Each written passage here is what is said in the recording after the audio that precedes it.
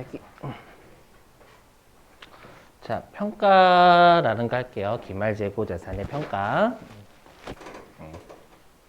자, 여기는 출제가 최근에 한두 번씩 나와가지고 하긴 합니다만 출제가 잘 되는 동네는 아닙니다.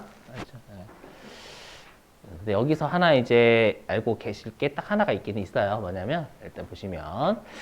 자, 우리가 평가라는 건 기말의 시가로 우리가, 기말의 시가 정보를 알려주는 걸 우리가 평가한다라고 하잖아요.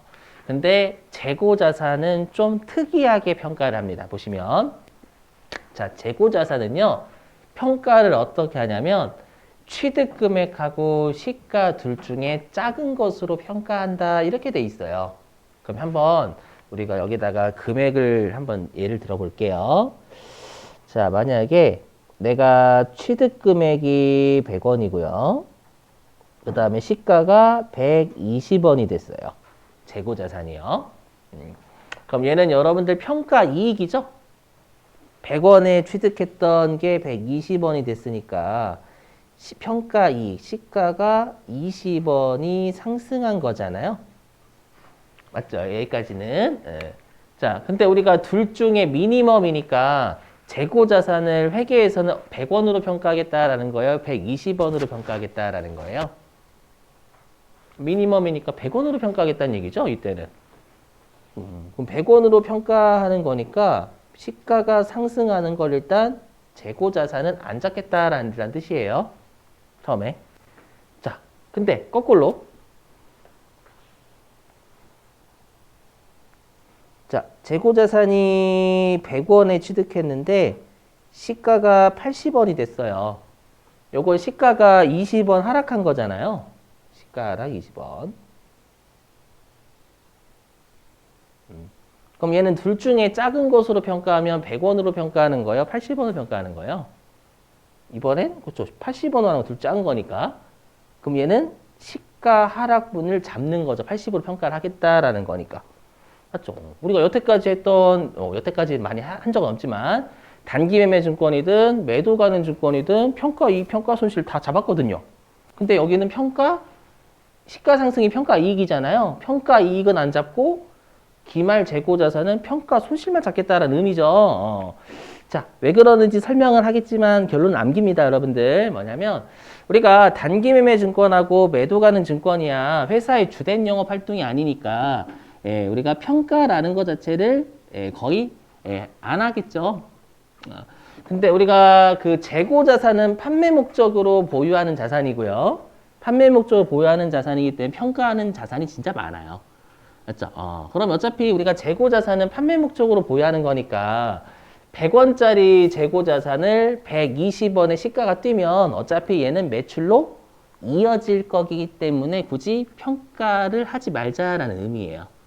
알죠? 어차피 시가가 오르면 그건 매출로 곧 이어질 거니까. 근데 반대로 100원짜리 재고자산 판매 목적으로 가지고 있는 자산이니까 많이 가지고 있잖아요.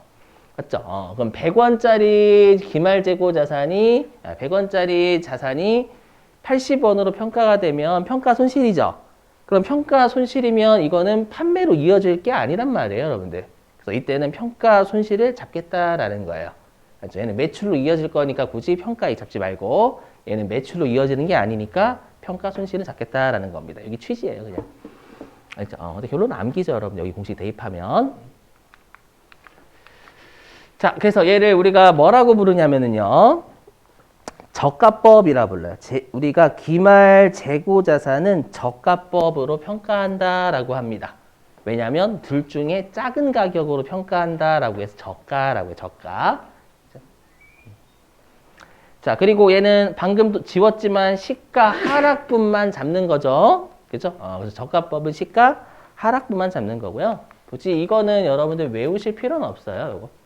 요건 외우실 필요가 없습니다. 이건 나중에 세무 2급에서 많이 나오지 회계 1급에서는 낸 적이 없어요. 알죠? 그래서 딱 보시면 아시겠지만 이런 애들이 시가가 떨어지는 사유예요. 보시면 일단 그래도 세무 2급 때 또 확인할 거지만 보시면 자, 일단 판매가 늦어지면 그 상품, 해당 재고자산 시간 떨어지죠, 당연히. 그 다음에 유행이 지나도 아이폰 13 나왔다가 14 나오면 13 가격 떨어지잖아요, 여러분들. 자, 그래서 여기 판매가 지연되거나 진부화되거나 판매 가격이 하락한 것 자체는 시가가 그 물건 가격이 떨어져서 하락되는 거고요. 알죠? 근데 이럴 수도 있겠죠. 우리가 물건 가격은 그대로예요. 물건 가격은 그대로인데 원가가 상승하면 그 물건의 상대적인 시가는 떨어져 보이죠. 마치 우리가 임금은 그대로 이거잖아요. 마치 우리가 임금은 그대로 임금은 10% 뛰었어요. 근데 물가는 20% 뛴 거예요. 또는 임금은 그대로인데 물가가 10% 뛰면 우리가 그 뭐 같은 거 사 먹을 때 더럽게 비싸네 이렇게 생각하잖아요, 여러분들. 맞죠? 그거 생각하시면 돼요. 그래서 원가가 상대적으로 올라도 시가는 그 물건의 시가는 떨어지는 결과 발생하는 거예요. 그래서 최근에 여러분 식당들 많이 폐업하잖아요. 보면은 맞죠? 왜냐하면 그 곡물 가격 많이 올라가지고 그죠? 판매 가격은 많이 못 많이 올릴 수가 없는데 그 원가는 진짜 많이 올랐거든요. 맞죠? 그래서 제가 인계동에서 식당 폐업하는 것도 너무 많이 봤어요, 진짜로. 자, 여기 네. 자, 그리고 이제 시험에 요걸 나왔어요. 뭐냐면, 이거 보수주의는 예전에 했던 것 같아, 보수주의. 우리 보수주의는 뭐였었냐면, 말 그대로 우리가 이익을 최대한 회사는 낮게 잡는 거예요. 알죠? 그러니까 우리가 그런 거죠. 우리가 이런 거 뭐라고 하지? 초싹되지 말자고. 알죠? 우리 회사 이익이 적게 날 것 같아요. 요 정도로 평가하라는 거예요. 그래야지만 나중에 회사의 이익이 올랐을 때 서프라이즈 하잖아요. 맞죠? 다 잘했구나. 이 회사들 대부분 이익을 어떻게든 좀 적게 평가합니다, 실제로. 맞죠? 근데 회사가 이익을 높게 평가하면 그건 미친놈인 거예요. 그렇죠? 그러다가 만약 이익 낮아지면 어떡하려고. 맞죠? 얼마나 부끄러워요, 여러분들. 그죠? 그래서 보수주의는 우리가 이익을 최대한 낮게 잡는 방법이고요. 제가 이거를 왜 빨간색으로 했냐면 이게 실제 시험에 잘 나오는 편은 아닌데 회계 전반에 걸쳐서 영향을 진짜 많이 줘서 그래요. 알죠? 보수주의가. 그래서 좀 아실 필요는 있어요. 회계 전반에 걸쳐서 영향을 많이 줍니다. 자, 그러면 이제 요거 좀 할게요. 이거 최근에 그 분계에 대한 말문제 내서 말문제 해보시면 자, 여기 예를 들게 여기 사례를 자, 2022년 현재 10만 원에 취득하였던 제품의 시가가 8만 원으로 하락됐다라고 출제하는 거예요. 분계는 시험에 안 나오고요. 말문제 물어봐요. 곧 풀 거예요. 자, 그러면 얘는 재고자산의 시가가 2만 원 하락한 거죠. 2만 원 하락했으니까 둘 중에 작은 것으로 평가하려면 8만 원으로 평가를 해야 돼요. 그러면 평가 손실을 잡습니다. 그럼 분계를 어떻게 끄냐? 차변에 재고자산 평가 손실이라는 계정 과목 잡아요. 알죠? 간모는 수량 부족해진 거고 얘는 시가 떨어진 거잖아요. 알죠? 근데 외워주셔야 돼요. 이 재고자산 평가 손실은 우리가 매출 원가로 본다 이렇게 돼 있어요. 매출 원가로 본다. 자, 왜 그런지 설명 좀 할게요. 여러분들 우리가 재고자산을 가지고 있으니까 평가 손실이 발생할 수 있는 거죠. 가지고 있으니까. 맞죠? 그럼 우리가 재고자산의 평가 손실을 막는 방법이 있거든요. 재고자산을 안 가지고 있으면 돼요. 맞죠? 재고자산을 안 가지고 있으면 평가 손실이 발생할 일은 절대 없어요. 맞죠? 그래서 내가 재고자산을 가지고 있지 않는다라고 해볼게요. 그럼 제가 만약에 사과장사인데 사과장사면 사과가 재고자산이잖아요. 맞죠? 사과장사인데 제가 평가 손실을 막기 위해서 사과를 하나도 안 가지고 있어요. 그럼 손님이 저희 가게에 오시면 사과 달라고 하시잖아요. 그럼 전 당연히 사과 없다라고 하겠죠. 맞죠? 그럼 손님은 다른 데 가겠죠, 여러분들. 이해되세요? 그래서 무슨 말이냐면 재고자산을 가지고 있지 않으면 시가가 떨어질 일도 없지만 손님도 없어요. 알죠? 즉 재고자산의 평가 손실은 왜 발생하냐면 재고자산을 가지고 있기 때문에 평가 손실이 발생하는 거고요. 재고자산은 팔기 위해서 가지고 있는 거니까 평가 손실도 팔기 위한 희생으로 본다라는 거예요. 회계에서. 알죠? 그래서 매출 원까지 영업의 비용이 아닌 거예요. 조심하셔야 돼요. 아셨죠? 자, 그리고 이제 대변 잘 보세요. 자, 그럼 우리가 지금 제품이 10만 원짜리가 8만 원 됐으니까 대변에 제품을 빼야 되겠죠? 그렇게 하지 않아요. 여기 이렇게 적습니다. 여기 보시면 화면, 이거 안 했네. 이렇게 적습니다, 여러분들. 이렇게 적어요. 기말에 이용자들한테 이런 정보 제공하는 거예요.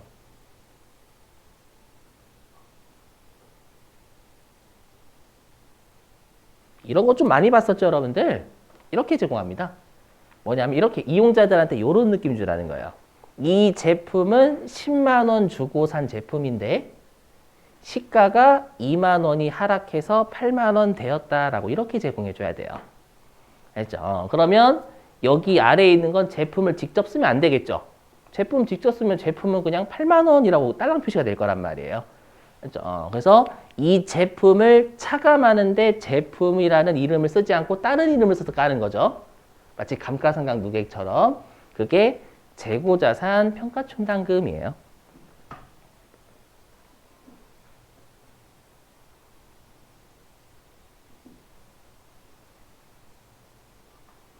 이게 재고자산의 시가가 하락되어 있는 금액이 쌓여져 있다. 2만 원 이렇게 제공하는 겁니다. 그래서 얘는 그거죠. 얘는 해당 제품과 같은 재고자산을 차감하는 계정이에요. 그러니까 재고자산을 직접 대변으로 빼면 그러니까 재고자산의 시가가 떨어졌다라는 개념 있잖아요. 그걸 다른 계정 과목을 이용해서 빼버리는 거예요. 알죠?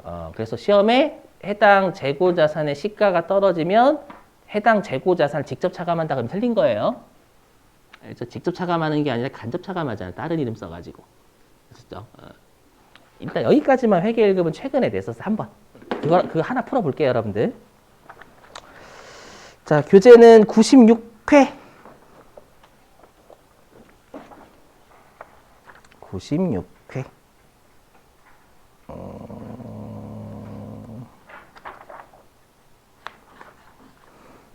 여기 있네. 349.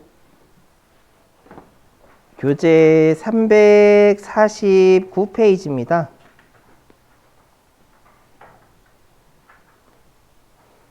여러분들이 5번 해보실래요? 349페이지 5번. 5번이래. 3번입니다. 3번. 죄송합니다. 349페이지 3번입니다. 3번. 한번 해보십시오, 여러분들.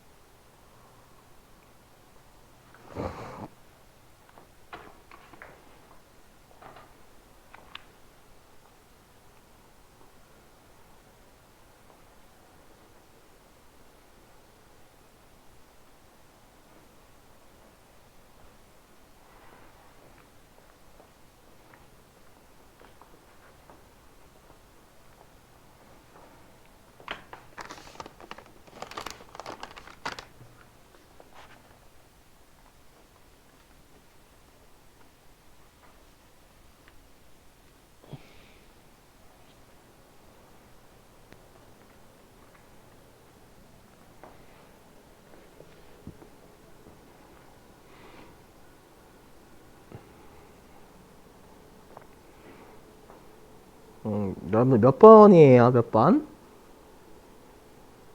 답 2번 맞습니다. 해보면 자, 일단 1번은 우리가 재고자산은 수익, 이게 매출이잖아요. 매출 인식하는 기간에 매출원가 잡는 거 맞죠? 그렇죠? 맞고요. 왜냐면 수익비용 대응 원칙이니까. 그 다음에 동그라미 2번. 재고자산의 시가가 장부금액 이하로 하락하여 발생한 평가손실은 재고자산의 장부금액에서 직접 차감하는 게 아니라 간접 차감하죠. 아까 재고자산 평가충당금이라는 걸 써가지고요. 그래서 2번이 답이고. 그 다음에 동그라미 3번은 여기 보이시죠? 첫 번째 줄 끝에 정상적으로 발생한 감모손실, 이게 정상감모잖아요. 그럼 정상감모는 매출원가에 가산한다 맞는 표현. 그죠? 동그라미 4번 끝에 비정상적으로 발생한 감모손실, 여기 비정상감모, 얘는 영업의 비용으로 처리한다 맞는 표현. 이렇게. 자, 그리고 계정 과목 유인물 좀 펴주시고, 계정 과목 유인물.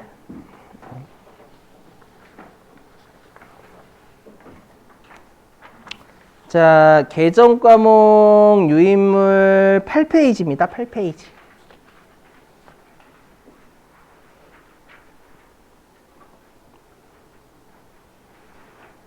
자, 8페이지 동그라미 11번. 8페이지 동그라미 11번 재고자산 감모손실 있을 거예요. 첫 번째 줄 끝에 재고자산의 여기서부터 두 번째 줄 손실까지 밑줄 치시죠. 자, 재고자산의 실제 수량이 장부상 수량보다 비정상적으로 부족한 경우에 발생하는 손실이니까 비정상 감모일 때만 쓰인다라는 거 강조. 자, 그 다음 동그라미 13번 법인세 등 보이세요? 법인세 등. 자, 법인세 등은 거기 법인이 밑줄 치시고, 그 다음에 벌어들이네 밑줄 치시고, 그 다음에 이제 소득서부터 쭉 밑줄. 소득에 대해 부과하는 법인세 및 법인분 지방소득세. 예, 그런 법인분 지방소득세는 우리 법인세나 소득세 내면은 10%를 지방자치단체 또 내야 되거든요. 그래서 법인세와 나머지 세금이다. 라고 등이라고 해요. 됐죠? 예. 자, 됐습니다. 이로써 재고자산 마무리하고요. 보시면 아시겠지만